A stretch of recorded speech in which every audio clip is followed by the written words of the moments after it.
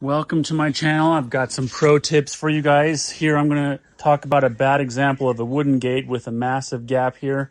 But the tips that we will discuss will be for both wooden gates as well as steel gates.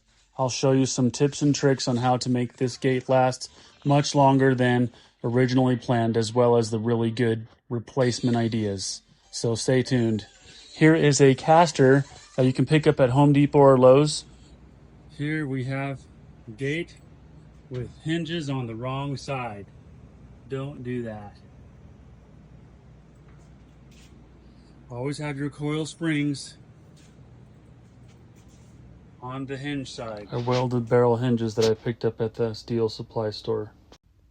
Now we're going to talk about how a coil spring works. Puts force on the gate to be self-closing. So you stick something in here. They usually come with a little key, but we just use an electrode. That seems to work fine. You spin it, and then you put this little guy in one of the presets already. So it comes back and it holds the position. So it actually has force throwing the hinge back.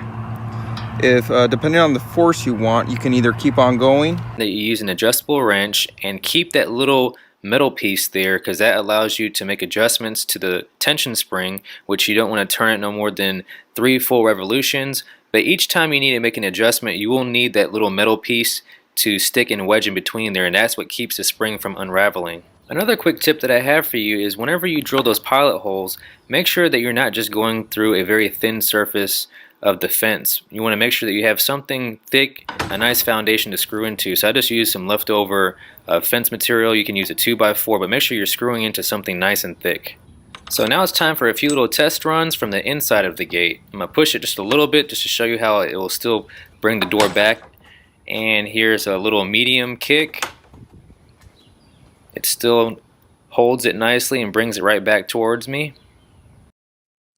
I hope you guys found this information helpful. Please like, share, and subscribe, and thanks for watching.